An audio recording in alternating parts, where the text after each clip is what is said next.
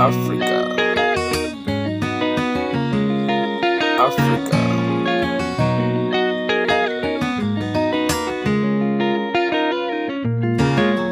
Africa.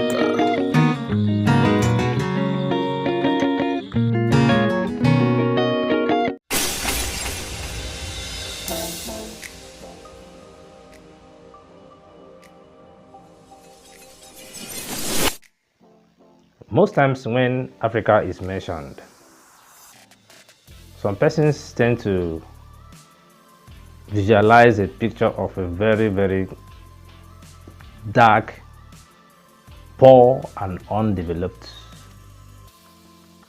place. But from information and available facts, Africa before the colonial period was a place with promising progress.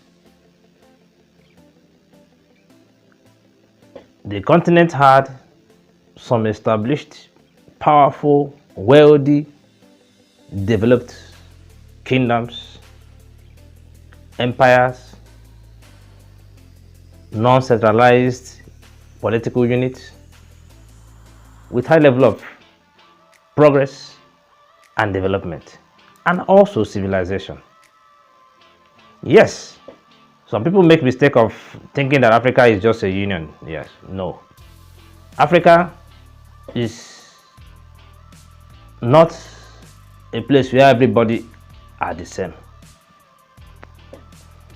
Well, colonialism brought a lot of issues because the colonial or the process towards colonization was not really so promising. There were issues of serious attacks, issues of destructions, and at the same time the institution of high level of exploitation and imperialism. Well, before we continue, if you are watching us for the very first time, please subscribe to our channel and click on the notification icon so that anytime we bring a new content, you'll be one of the earliest persons to be notified. We also seek your support in order to help us in what we are doing. The earliest Europeans that visited Africa, precisely the Portuguese were the earliest Europeans to have visited Africa, brought some accounts which are very important for people to analyze in order for people to understand the real Africa. Well, the Portuguese account claim or explain that some of the kingdoms and empires they met in Africa were small sized and well organized. Some of the kingdoms were ruled by just kings. And most of these kings had their council of elders. And by custom and tradition of the people, depending on the people, the king is or has this obligation to listen to the council of elders. So collectively, there were progress on decisions that were made in order to elevate and push these kingdoms and empires forward. And the towns and villages were generally clean. These were some of the reports from the Portuguese, the early Portuguese that visited Africa, precisely anywhere West Africa.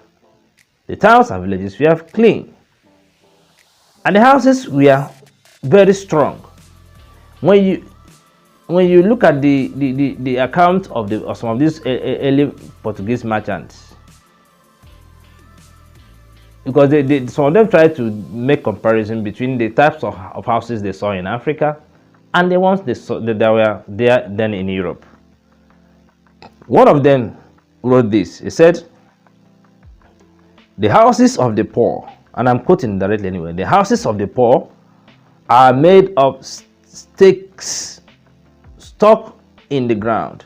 The houses of the poor are made of stakes stuck in the ground, hardened with mud and covered with thatch. Well, it is interesting to note that the houses of the peasants in Europe at that period could not be compared to those that the Portuguese saw in West Africa. This particular information goes on to say, or the same person goes on to tell or to describe also the houses of the rich.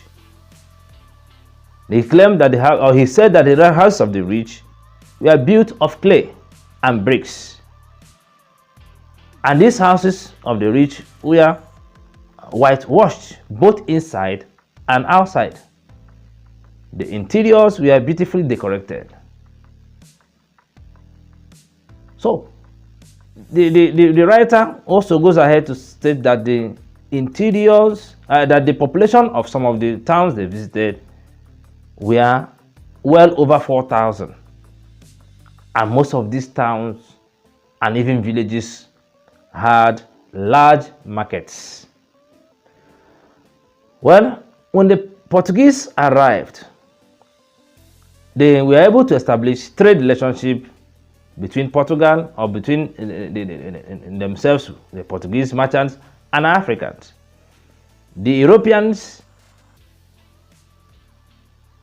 brought horses, cottons, metals, and other goods. One Portuguese merchant, describing the trade,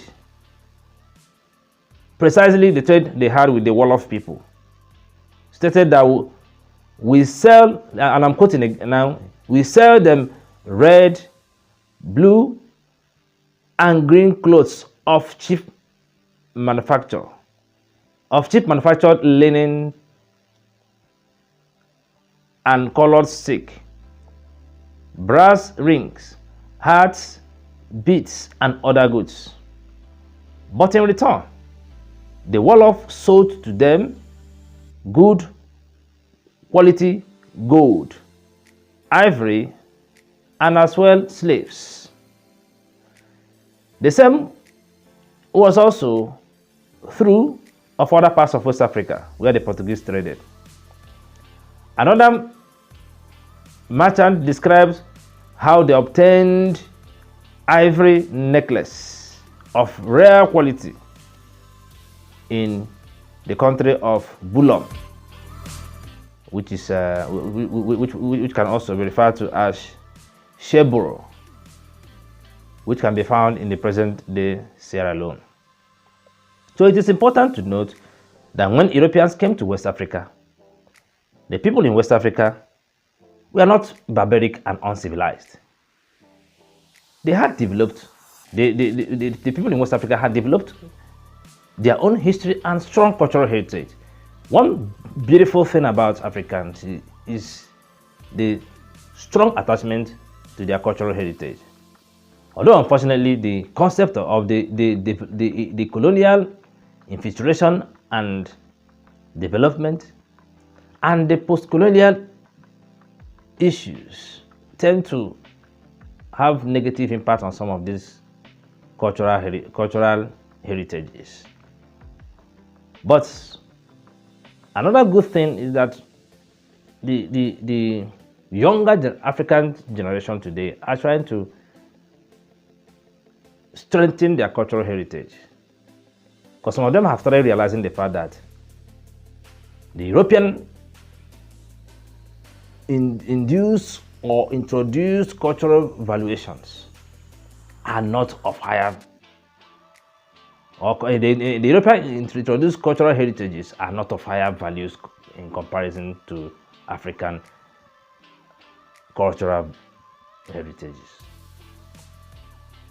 Today, if you look at the political structure, the global political structure, you can see some of the major issues that some of these developed countries are trying to force through the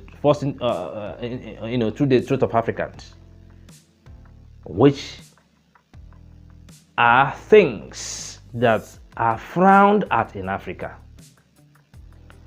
Well, although my presentation here tends to talk of Africa, but anybody of African heritage or African origin should take our time to study African cultural valuations.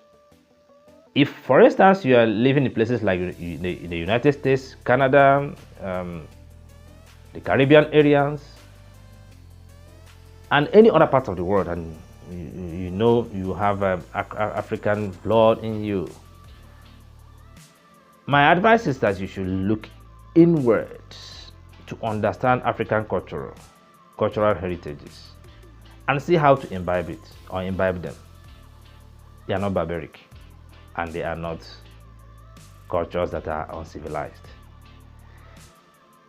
If you are watching us for the first time, please subscribe to our channel and click on the notification icon. If you are watching us also on Facebook, please subscribe, like, follow, and share our content so that it will reach other people that may really need them. Thanks for being part of us.